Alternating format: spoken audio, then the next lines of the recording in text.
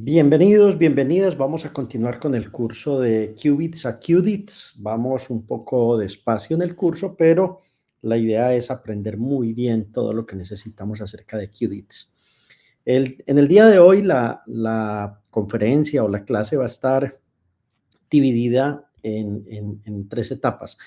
La primera etapa tiene que ver con un científico muy importante que hizo aportes muy grandes a la física de partículas y que sus descubrimientos pues llevaron a que ganara el premio Nobel y que tiene gran influencia sobre lo que vamos a ver de QDITs.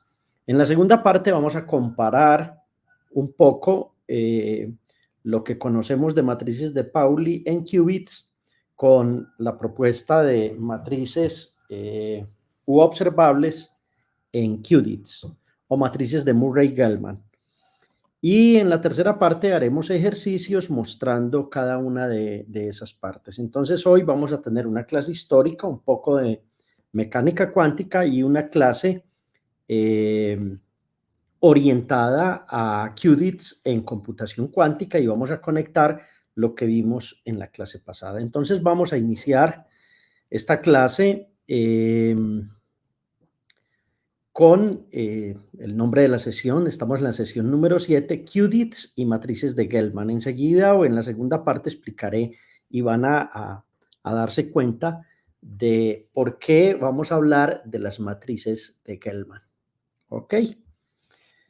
Deben recordar que este curso pues, es cortesía de la Universidad Nacional de Colombia, del Semillero en Computación Cuántica, del Centro de Excelencia en Computación Cuántica, que yo soy su profesor Alcides Montoya Cañola, doctor en ingenierías del Departamento de Física y trabajo en el pregrado en Ingeniería Física en la Universidad Nacional de Colombia. Entonces vamos a hablar en la primera parte de un científico muy importante estadounidense que es Murray Gell-Mann. Murray Gell-Mann nació en 1929 y murió en el 2019. Fue un físico teórico muy importante, premio Nobel, y fue premio Nobel por diversas razones. Una de las más importantes, pues la explicaré enseguida, tiene que ver con su propuesta de física de partículas. Aquí vemos una fotografía de Murray Gell-Mann joven y aquí vemos una fotografía de él ya con sus años. Entonces, hablemos de por qué ganó el premio Nobel. En 1961, Gell-Mann, el mundo de las partículas subatómicas que se habían descubierto era un completo desorden. Es decir, no se veía como un orden dentro de ese mundo de partículas que los aceleradores estaban descubriendo. Entonces Murray Gell-Mann desarrolló una teoría, un esquema que organizó las partículas subatómicas y unas muy especiales denominadas hadrones. Los hadrones tienen una propiedad y es que interactúan fuertemente, es decir, que la fuerza nuclear fuerte tiene que ver con ellas y que esa interacción fuerte se da a nivel de los protones y de los neutrones. Yo no sé si Gell-Mann era budista o no, pero él propuso algo que se llamó el camino óctuple. Aquellos que hayan leído algo del budismo sabrán que esto está inspirado en la filosofía del Buda. Y el camino óctuple es una clasificación de todas esas partículas subatómicas basadas en algo muy importante que en el mundo de los qubits vamos a trabajar permanentemente, y es el grupo de simetrías SU3. Sobre ese grupo de simetrías estaré hablando en esta y en otras clases, pero ahí también conectaremos esto con álgebras de Lie y con otros elementos importantes. La idea del camino óctuple era que agrupaba los hadrones en unos multipletes, de acuerdo a la carga eléctrica, al spin y a otras características que voy a mostrar con todo lo que hizo Murray Gell-Mann. El esquema que hizo Gell-Mann para organizar estas partículas basada en el camino óctuple predijo partículas que no se habían descubierto. Eso es muy interesante. Entonces, por ejemplo, la partícula omega menos no se había descubierto, pero fue predicha por la teoría de Gell-Mann. En el 64 se descubre la partícula y creo que esa es una de las razones más fuertes por las cuales Gell-Mann, a los 5 años después del descubrimiento de esta partícula, logra el premio Nobel.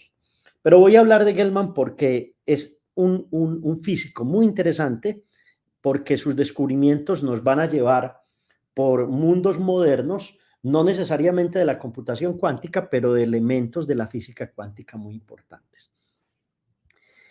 Me devuelvo. El primer trabajo fuerte, duro y aporte de Gell-Mann fue la clasificación de las partículas subatómicas usando el camino óctuple. Esto le dio el premio Nobel. El segundo gran trabajo de Gell-Mann tiene que ver con esto. Fue el hombre que propuso la existencia de los quarks. En 1964, cuando descubren la partícula esta, en el 61 había hecho su teoría, Gell-Mann se da cuenta, Murray Gell-Mann se da cuenta de que los protones y los neutrones no son partículas fundamentales. Es decir, que hay algo más fundamental que forma un protón y un neutrón y a otras partículas similares. Es decir, estas partículas ya descubiertas hacía ratos en la física atómica, en la mecánica cuántica, en la física nuclear, realmente Gell-Mann dice, no, no, no, ellas están formadas por partículas aún más elementales que son los denominados quarks.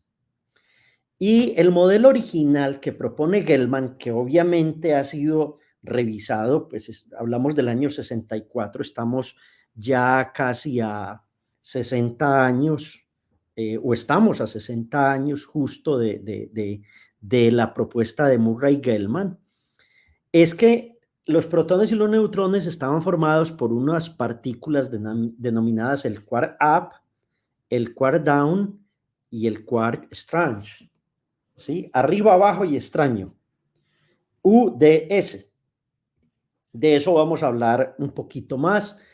La idea con los quarks que propone Murray Gell-Mann es que ellos poseen fracciones de carga eléctrica y se combinan para formar los hadrones. Los hadrones, recuerden que son las partículas que tienen que ver con la fuerza nuclear fuerte.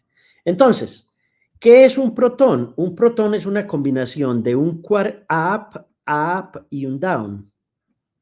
Un neutrón es un up, un down y un down. Yo no sé si ustedes recuerdan que hace apenas 10 años, 10, 12 años, se logró verificar en el CERN la existencia de los quarks, y esto fue una cosa muy, muy importante dentro del mundo de la física, porque se logró verificar la teoría de Murray-Gell-Mann. Entonces, ¿qué pasa con Murray-Gell-Mann? Que si uno va a la época de Demócrito, Demócrito plantea esta partícula fundamental, luego viene el modelo de Thomson, el modelo de Bohr, luego el de Chadwick, que muy aceptado, pero Murray-Gell-Mann llega y dice, no, no, no, venga, es que la estructura interna de la materia tiene protones y neutrones que realmente están formados por quarks. Con el tiempo lo que se descubrieron fue otros quarks, el Sharp, el Bottom, el Top. Este Top fue de lo más esquivo y un conjunto de científicos colombianos de la Universidad de Antioquia y de la Universidad de los Andes, y me disculpan de que no recuerdo de qué otras universidades, ayudaron en el descubrimiento de este quark Top. Entonces, ahora conocemos una teoría completa de partículas elementales por el trabajo de Murray-Gell-Mann. El tercer aporte de Gell-Mann es muy bonito y tiene que ver con una teoría que se llama la cromodinámica cuántica. Acuérdense que dinámica viene de movimiento, cromo viene de algo así como, a mí se me antoja como color, como interacción, como ¿qué ocurre entre esas partículas y cómo se combinan? Ustedes saben que uno coge el rojo, el azul y el otro color, el verde, creo, combina y uno es capaz de dar origen a los otros colores. Por eso aquí a esto se llamó cromodinámica cuántica o teoría QCD, que fue el tercer descubrimiento de Gell-Mann. La idea es que los mediadores entre los quarks realmente no se habían propuesto y entonces él dice, no, no, no, hay alguien que pega los quarks. ¿Cómo se llaman? Los gluones. Entonces toda la teoría de cromodinámica cuántica se basa otra vez en el bendito grupo de simetría SU3 y por eso estoy hablando en un curso de computación cuántica de los descubrimientos de Murray-Gell-Mann, porque el bendito grupo de simetría SU3 va a ser muy útil en el mundo de los qubits. ¿Qué establece la cromodinámica cuántica? Bueno, ¿cómo es que los quarks interactúan a través de cargas de color? Eso realmente no es un color visual en el visible como lo que nosotros vemos pues en el mundo con nuestros ojos. Eso es simplemente una propiedad cuántica que Murray-Gell-Mann y obviamente muchos otros físicos a lo largo de la historia han encontrado, que enseguida les voy a hablar un poco más de eso. Entonces, la cromodinámica cuántica es parte fundamental del modelo estándar de partículas que describe 3 de las 4 interacciones fundamentales, la interacción fuerte, la débil y el electromagnetismo. Pero de aquí se nos escapa la gravitación y obviamente se nos escapa la gran teoría de gravitación que es la relatividad general, ¿cierto? Eso todavía sigue siendo un problema para la física y no lo hemos resuelto. El cuarto descubrimiento de Murray-Gell-Mann tiene que ver con los números cuánticos de partículas subatómicas. Les hablaba del color ahora. Entonces, Murray-Gell-Mann propone 2 números nuevos que son el número extraño o el número de extrañeza. Ese es un concepto que él predijo para describir el comportamiento de las partículas y para jugar con lo que llamamos la cromodinámica cuántica. Ese número de extrañeza ayudó a entender cosas muy importantes. Por ejemplo, por qué ciertas partículas se producían muy fácilmente en colisiones de alta energía, pero tenían tiempos de vida largos antes de decaer. Esto no se sabía por qué ocurría en los aceleradores de partículas originales. Ya se conoce, de acuerdo a la cromodinámica cuántica, por qué ocurre este fenómeno a nivel de partículas elementales. Ya les conté la parte 5, Premio Nobel de Física en 1969. El hombre realmente lo que armó fue o le dio sentido a toda la zoología de las partículas subatómicas que se habían descubierto desde, pues, desde el electrón, la relación carga-masa que se conocía hacía mucho tiempo, hasta casi 60 años después. Y viene ahora sí lo que nos interesa en computación cuántica. Resulta que Murray-Gell-Mann, un físico brillantísimo, trabajó en este grupo matemático que se llama el grupo SU3 de la sala. Y él propuso lo que se denominaron las matrices de Gell-Mann. Entonces, en el trabajo con SU3, él desarrolla este concepto de matrices de Gell-Mann, que lo que hacen es generalizar las matrices de Pauli. Entonces, ¿por qué estoy hablando de esto? Porque las matrices de Pauli explicaron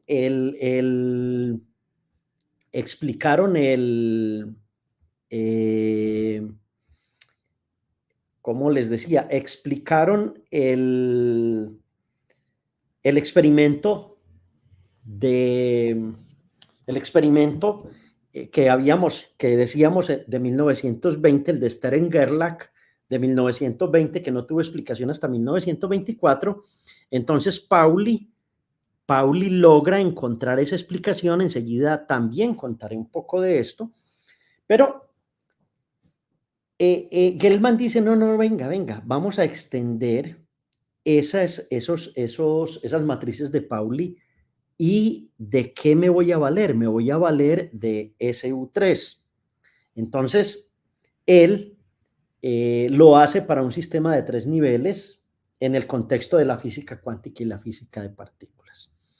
Las matrices estas de Gell-Mann son tan importantes que son los generadores, o sea, la base generadora del grupo SU3. Este comentario es de una importancia fundamental. ¿Por qué? Porque en geometría vectorial, tener una base ortogonal, ortonormal y que sea capaz de generar todo el espacio vectorial es fundamental para poder hacer matemáticas, para poder hacer física, para poder hacer ciencia. Entonces, Murray Gell-Mann inventa estas matrices y obviamente las matrices él las utiliza para describir transformaciones entre los diferentes quarks. Lo que Gell-Mann no sabía es que sus matrices no son ahora de una utilidad gigantesca en la computación cuántica basada en qubits. Bien, no contento con eso, Gell-Mann creó la teoría de renormalización y de campos efectivos. Esto suena muy raro, pero fundamentalmente él se juntó con otro físico, Francis Lowe, e introdujo una idea que es muy bella, que es la renormalización, la teoría de grupos de renormalización.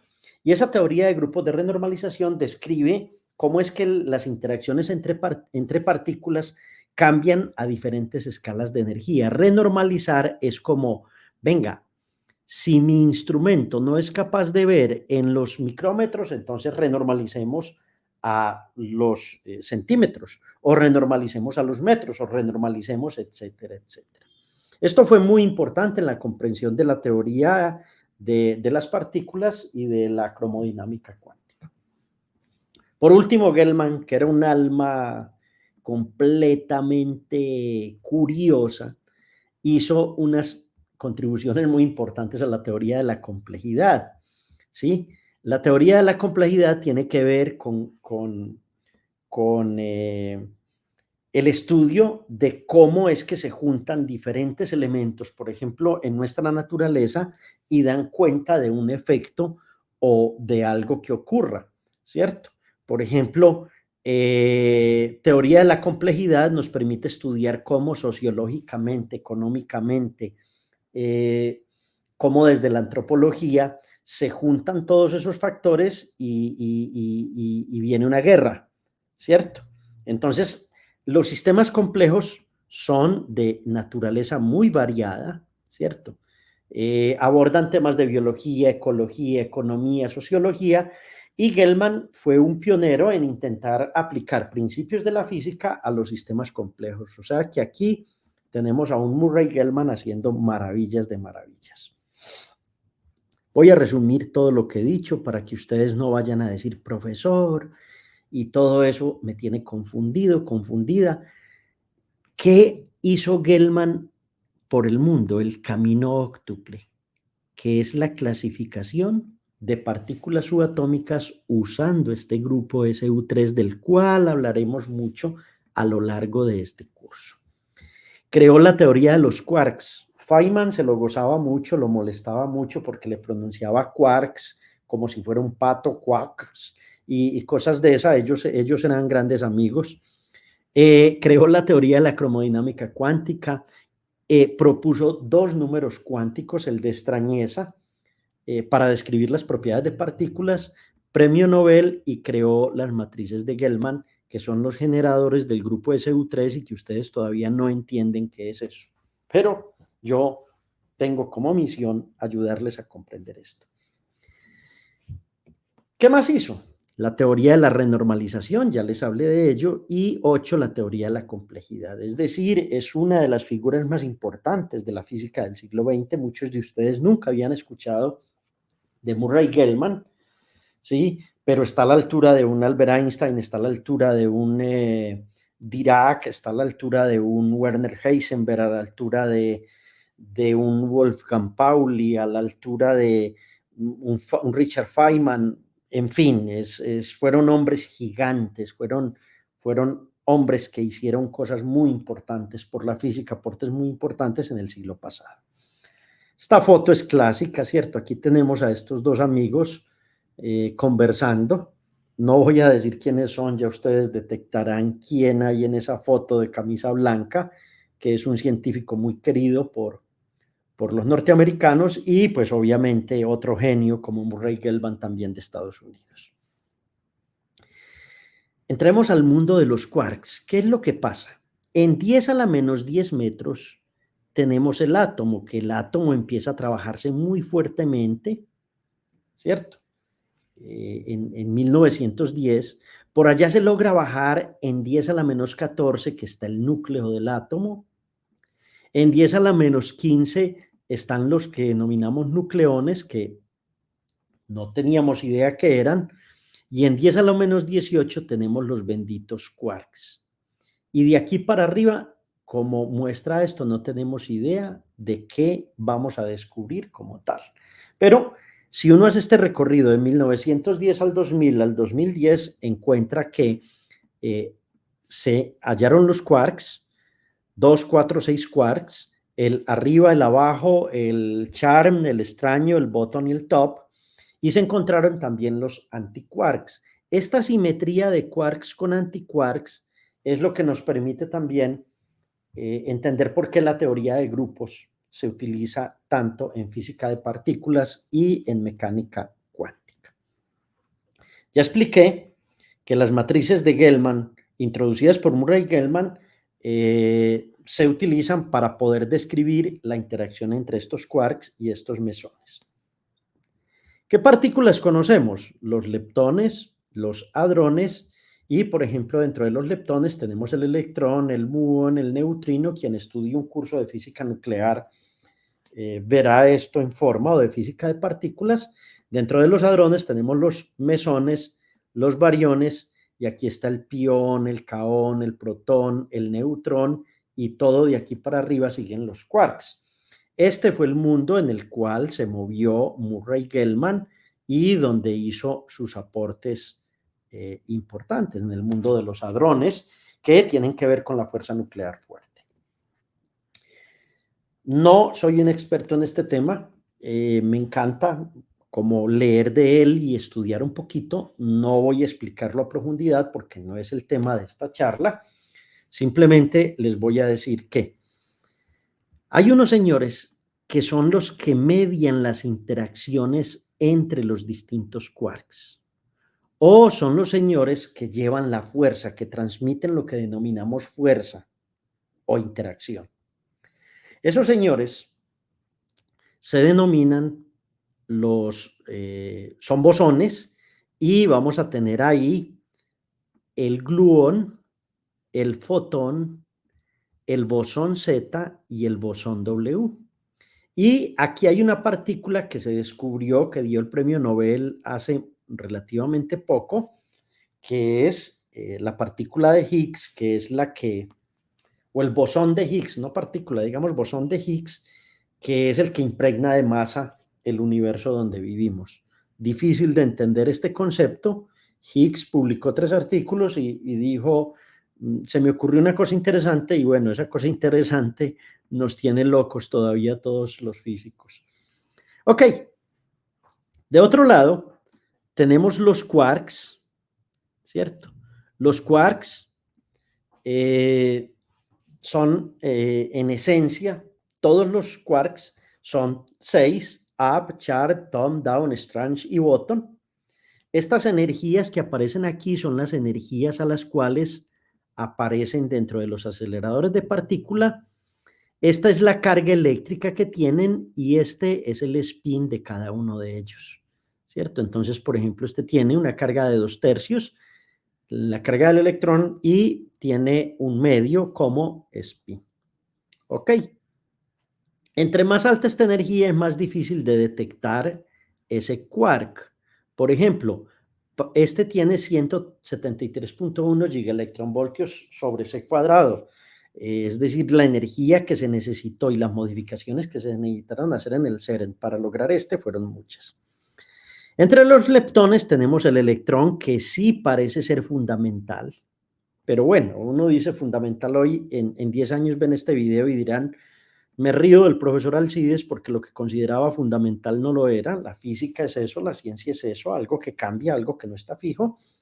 Tenemos los muones, el muón tau, el tau neutrino, el muón neutrino y el electrón neutrino. Entonces, mediadores, quarks, leptones, y este es el modelo estándar de partículas, y yo no voy a ser tan atrevido como lo fue Lord Kelvin de decir que no, que ya todo lo hicimos aquí. No, esto tiene huecos y los huecos tienen que ver con la materia oscura, la energía oscura, etcétera, etcétera. Esta diapositiva es muy difícil de entender. Yo simplemente les voy a dar unos elementos. Lie fue un científico noruego y este científico noruego trabajó en el problema de las rotaciones y las traslaciones. Y entonces, trabajando con eso, fue capaz de encontrar un grupo que se llama el grupo de Lie SU3. ¿Listo? A partir del grupo de Lie SU3, Lie generó más otros matemáticos. Lie existió por allá en 1800, entre mitad y finales de 1800. Se genera el álgebra de Lie que tiene que ver con SU3 pequeñito, ¿cierto? Esta álgebra de Lie es un espacio lineal de 8 dimensiones. Entonces, aquí voy a conectar con la mecánica, con la computación cuántica rápidamente. Por ejemplo, esto vive en un espacio de Hilbert, ¿cierto? Al vivir en un espacio de Hilbert, entonces son números complejos, se cumple que esas matrices SU3 son unitarias y que el determinante de ellas es igual a 1. Y que además se pueden expresar en términos de la fórmula de Euler de esta manera. Eso no lo hemos visto en el curso, todavía no lo hemos necesitado. Pero los parámetros de esta expresión son θ1 a θ8. Listo. Hay una representación adjunta de H con los mismos parámetros, ¿cierto? Y las mismas condiciones. Simplemente es U y U adjunto. ¿Qué pasa aquí? Pasa que este operador U que tengo aquí o esta operación U, por ejemplo, me puede dar origen a lo que son los estados cuánticos psi o psi'. Y aquí tenemos la base estándar para, por ejemplo,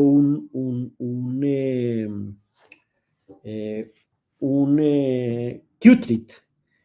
Un qubit tiene 3 estados, entonces esta sería la base estándar para un qubit. 1, 0, 0, 0, 1, 0, 0, 0, 1. A partir de ahí podemos generar todo esto. Pero también podríamos generar, por ejemplo, operaciones como estas. Un L' que es U inverso, y entonces tendríamos una base totalmente distinta. Ya esta segunda parte es cómo se conecta el álgebra de Lie con los grupos de Lie, y esto es más matemáticas que otra cosa, pero digamos que estos grupos son hermíticos, ¿sí? Que la traza es igual a 0 y entonces la operación aquí es diferente, y que en estas álgebras de Lie vamos a tener una cosa, y es que aquí es donde aparecen las benditas bases de Gell-Mann o los generadores de SU3. Entonces, aunque el gráfico se veía difícil, parece ser que a partir de las álgebras de Lie se tiene una base que son las matrices de Gell-Mann, que son una extensión de las matrices de Pauli, ¿cierto? Podríamos quedarnos en la parte matemática de acá, pero creo que con esa explicación que les di de conexión entre álgebra de Lie y grupos de Lie es más que suficiente. Los matemáticos me podrán dar varilla, pero bueno, así lo entiendo yo. Entonces vámonos ahora sí a la computación cuántica. ¿Qué son los observables de Gell-Mann? ¿Cierto? Son ese conjunto de 8 matrices que, al igual que las matrices de Pauli para qubits, se utilizan para operaciones cuánticas en sistemas de 3 niveles. Originalmente se hizo así, pero ya en el mundo actual sabemos que no es suficiente 3, que son de niveles, y que por eso hablamos de qubits. Listo.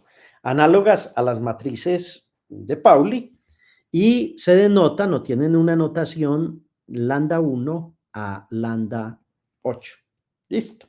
Se agrupan de manera similar a las matrices de Pauli y actúan sobre los qubits o los qubits. Ok. Repasemos las matrices de Pauli y conectemos con la clase pasada. Las matrices de Pauli son sigma X, sigma Y, sigma Z, pero en computación cuántica decimos que es la compuerta X, la compuerta Y y la compuerta Z. ¿Por qué fueron importantes? Porque teníamos el experimento de Stern-Gerlach y aquí ocurría una cosa. Por ejemplo, en este sistema coordenado sobre Z está el campo magnético que no es homogéneo. Es decir, los imanes están sobre el eje Z, pero los imanes los podría yo rotar y ponerlos sobre X, o el campo lo podría rotar y ponerlo sobre el eje Y. Entonces, de ahí es de donde vienen las matrices de Pauli. Es decir, cuando estoy en Z, entonces hablo de que debe haber un sigma Z y ese sigma Z me debe dar unos autovalores. ¿Cuáles son los autovalores? Miren cómo se conecta de bello esto. Son más 1 y menos 1. Son los autovalores que uno debería encontrar para dar cuenta de que efectivamente cuando pasa por aquí pasa una partícula subatómica, entonces aquí va a dar un spin de un medio y aquí va a estar un spin de menos un medio. Entonces, primera condición, para poder explicar el experimento de Stern-Gerlach, debemos saber cómo están orientados este campo magnético no homogéneo. En este caso está en sigma Z, entonces los autovalores deben ser más 1 y menos 1. Miren, si ponemos eso en X, tomemos la matriz de Pauli de X y para encontrar los autovalores uno tiene que encontrar el determinante de X, de la matriz X menos lambda veces Y. Entonces esto se hace el determinante de 0, este 0 menos lambda, este otro 0 menos lambda y 1 y 1. Entonces esto va a dar el determinante de menos lambda, 1 y 1. Y esto va a dar lambda cuadrado menos 1 igual a 0. Y hay que buscar la solución a esa ecuación característica o cuadrática. Entonces esa solución les va a dar, ya ustedes saben, más o menos 1. Los autovalores, por ejemplo, cuando pongo el campo magnético no homogéneo en X, deben dar más 1 y menos 1. ¿Por qué razón? Para poder dar cuenta del experimento de Stern-Gerlach. Quiero que conecten conocimiento. Si uno conecta conocimiento, uno va armando todo el rompecabezas bien armado. Claro, este es uno de los experimentos más modernos que se han hecho y es que se ha logrado pues también hacer con fuentes fotónicas y efectivamente se encuentra el más 1 y el menos 1. Se encuentra el más 1 y el menos 1. Si quieren más detalles de este artículo, pues está en Nature, es una cosa muy hermosa, pero quiero mostrar pues que el experimento se ha repetido desde el punto de vista de fotones, óptica, en situaciones actuales. No vale ni la pena explicar esta otra. ¿Por qué? Porque ya sabemos que si rotamos el campo magnético no homogéneo, entonces estamos en y esto va a seguir dando los dos puntos en la pantalla. Uno aquí que es más 1 y otro aquí que es menos 1. Y entonces esta matriz debe dar cuenta de lo mismo. Cuando encuentro los autovalores de esta matriz de Pauli, encuentro lo mismo. Lambda es igual a más 1 y menos 1. Entonces aquí va el más 1, ¿cierto? Y aquí va el menos 1. Miren cómo un resultado, un experimento, pues necesitaba de una explicación como la que hizo Pauli con sus matrices. Con Z es exactamente lo mismo, fue el primer caso, el primer dibujo que hice, y los autovalores de la matriz de Pauli correspondiente a esto van a ser +1 y -1. El concepto de autovalor tiene que ver con observable. Ese observable va a ser +1 o -1, +1 o -1. No hay un observable 0, no hay un observable +2, no hay un observable +3 cuando se hace el experimento de Stern-Gerlach y cuando se trabaja en esto. Ahora, para poder entrar en las matrices de Murray-Gell-Mann, en los observables, esta operación ya la hice en clases anteriores. Cuando aplico la matriz de Pauli al estado 0, simplemente cojo esta matriz, la multiplico por este vector base 0, esto me va a dar 0, 1 y esto me devuelve el estado 1. ¿Ok? Lo mismo, cuando la aplico al estado 1, pues sigma x aplicado al estado 1, ya estoy hablando de computación cuántica, me va a dar 0, y entonces la conclusión es, profe, parece ser que en computación cuántica, cuando usted aplica sigma x, está haciendo la operación NOT. Y efectivamente, construimos la compuerta NOT cuántica desde el punto de vista teórico y experimental, obviamente usando todas las tecnologías que tenemos de computación cuántica, y decimos, la compuerta X aplicada a 0 da 1, la compuerta X aplicada a 1 da 0. Listo. Sigamos. Y. Profe, ¿y qué hace Y sobre el estado 0? Simplemente, si ustedes recuerdan, la esfera de Bloch, que aquí la voy a dibujar muy feo, porque no soy un gran dibujante, entonces aquí tienen un estado, aquí tienen otro estado, aquí tienen otro estado, y en la esfera de Bloch, eso me quedó como un círculo muy feo, realmente lo que hace la matriz Y es rotar, y obtengo I veces 1 y menos I veces 0. Listo. ¿Qué hace I? Acuérdense del número de Euler, E a la I teta, eso lo que introduce es una fase o un factor de fase que es un factor I a el estado del qubit. Entonces, no solo necesitamos intercambiar estados base, sino que también necesitamos en los algoritmos cuánticos que se aplique una fase compleja. Z. Z de 0 no lo voy a hacer, me va a dar 0. Z de 1 me va a dar -1. Ustedes lo pueden probar, las diapositivas están en el GitHub de este curso, entonces va a ser relativamente fácil probar eso. La matriz Z deja el estado 0 sin cambios, pero invierte el signo del estado 1. Esto es bastante importante porque se introduce una diferencia de fase entre los dos estados base, y eso es útil en la superposición cuántica. Entonces, hicimos un repaso de compuertas cuánticas basadas en Pauli, y ahora vamos a las matrices de Gell-Mann.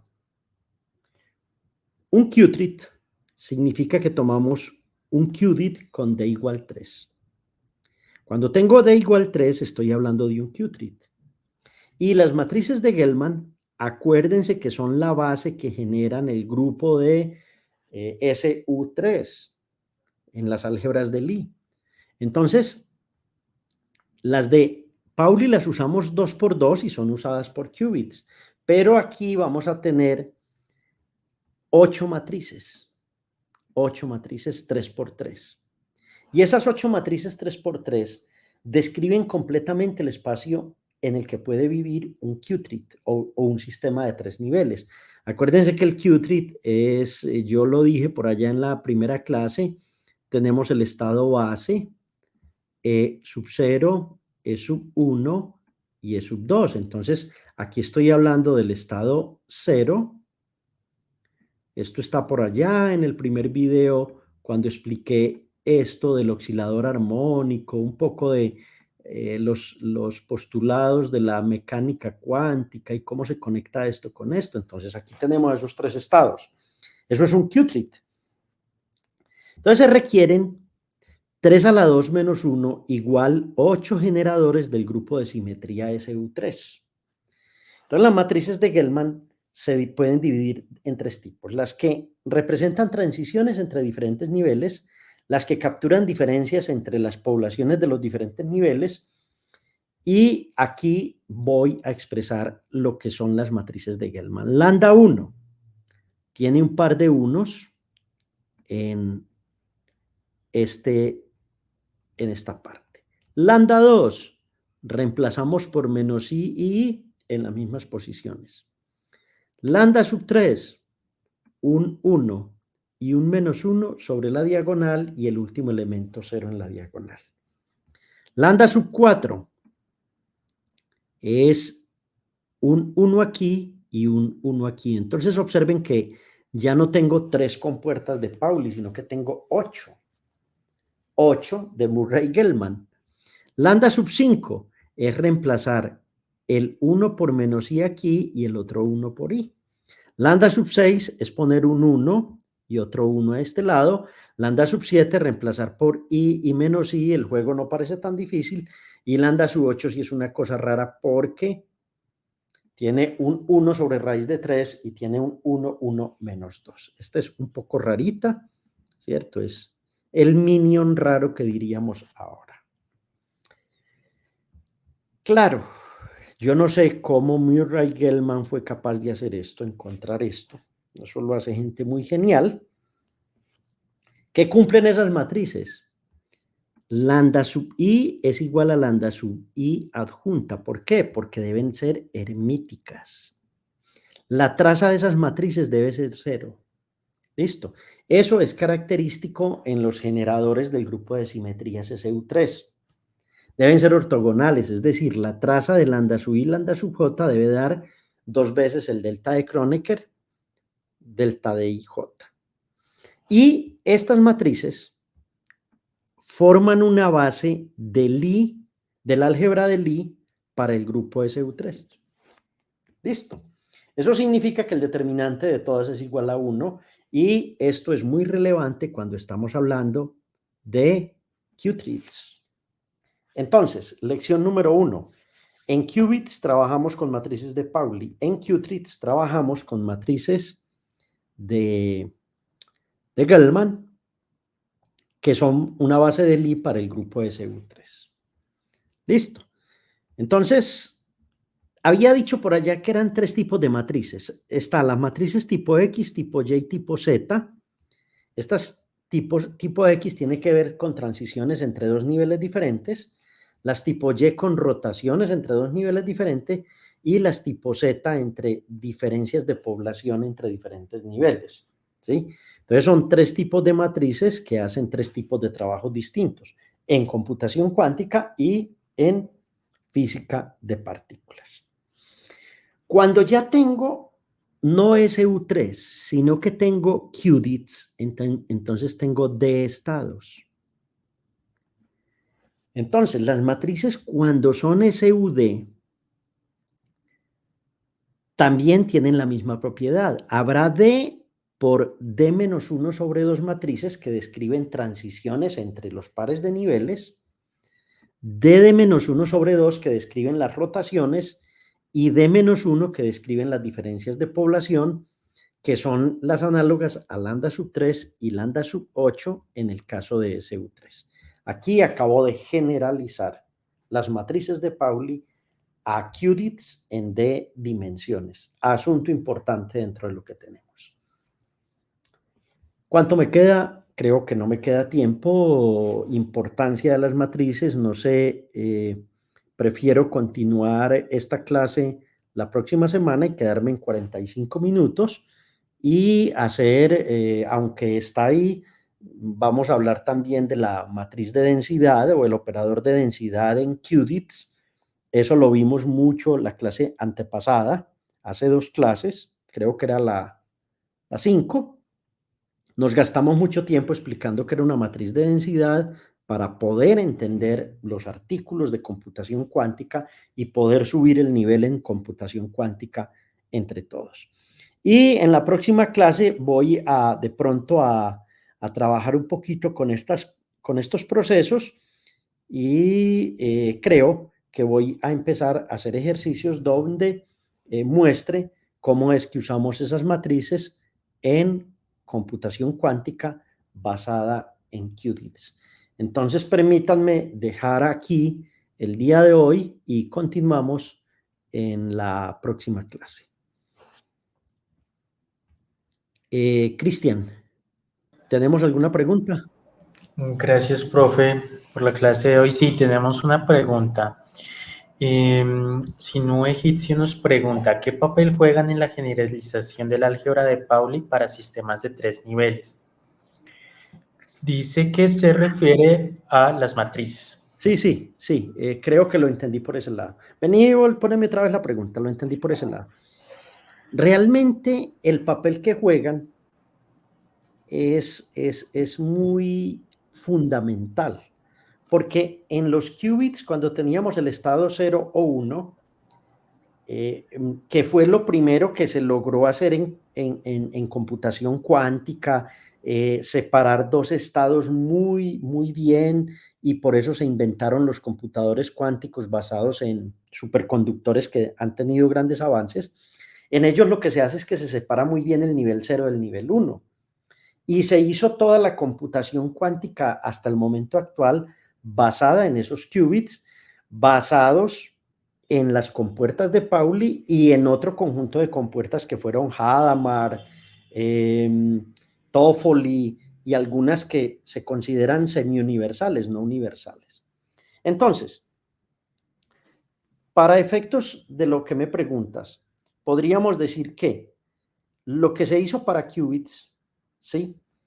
Indirectamente Murray-Gell-Mann descubrió con sus matrices de Gell-Mann, sus observables de Gell-Mann que llaman, o sus generadores de SU3, que eso se puede extender a qubits, a d igual 4, a d igual 5, a d igual 6, a muchos niveles del átomo. Entonces, en la medida en que el hombre empieza tecnológicamente a ser capaz de separar esos niveles y hacer computación sobre esos niveles, cobra todo sentido la generalización que hacen las matrices de Murray-Gell-Mann, porque es como decir, ¿conoces Pauli? ¿Sabes qué pasa con Pauli? Ahora, si quieres extender a d igual 3, te vas a las matrices de Murray-Gell-Mann. Si quieres d igual 4, las generalizas, d igual 5, d igual 6, d igual 7, d igual 8. Y es una cosa hermosa, ¿cierto? Es como cuando se descubren los números irracionales, ¿no? Como, wow, qué nota, 2 es un elemento, pero raíz de 2, ¿qué será? Y raíz de 2 fue un problema durante toda la vida. Lo mismo nos está pasando en computación cuántica. Pauli, 1927, este hombre hace esa propuesta, genial.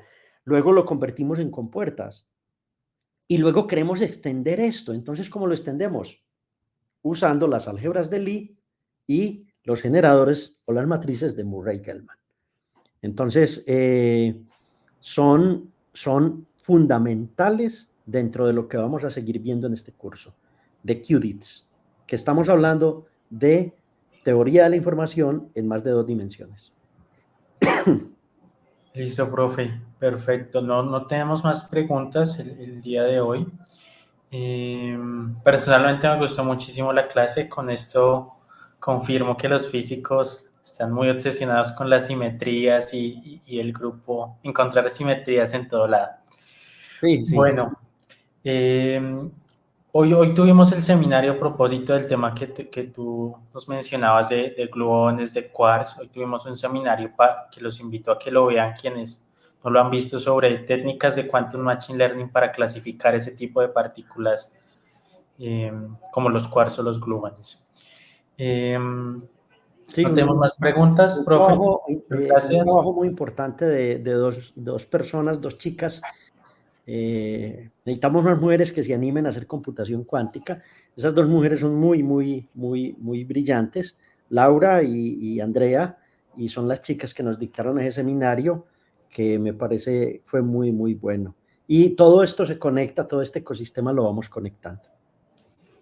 Listo, profe, muchísimas gracias. Entonces, ya como es costumbre, en 8 días, misma hora, mismo canal. Nos vemos. Chao, chao.